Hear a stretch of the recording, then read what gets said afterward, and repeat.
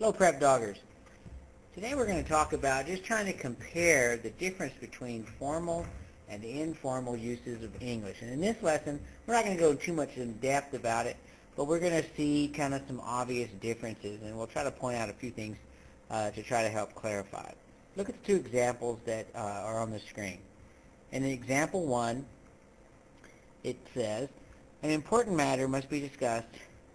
In the past, toys have been purchased from the store located on 13th Street with no complaints. However, it seems that a defective toy was purchased recently. When the button on the back is pushed, the toy does not talk like it is supposed to do. Please consider repairing the item or refunding the purchase price.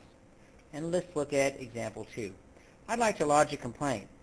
I bought a toy from your store that is obviously broken. I've pushed and pushed the button, but it does not talk like it's supposed to. You need to fix it or give my money back. I'd feel as happy as a lark if you would do that. Now, it's obvious that the first example has more of what we would call a formal style or tone.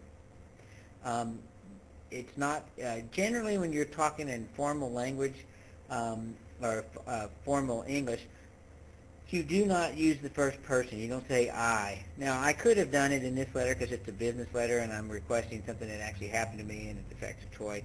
But for the purposes of the example here, I don't use the word I. I stay away from using figures of speech like in example 2 where it says I feel as happy as a lark.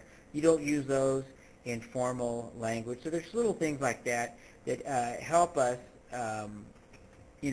distinguish the difference between formal and informal language. Also, I might talk more about emotions in informal, and I would stay away from discussing any kind of emotional feeling about something in a formal letter or formal English. So those are some of the big things that you're really going to look for. But just look over, and again, kind of, the tone. Formal seems kind of dry. It's not personal, and informal is very personal, a lot of times very casual, the way that you would talk to your friend, whereas formal would be maybe the way that you would write a paper for a teacher that you have. It's more formal language, not friendly and familiar. I hope this clears up any misunderstandings you might have about formal and informal. Until next time, just keep working hard.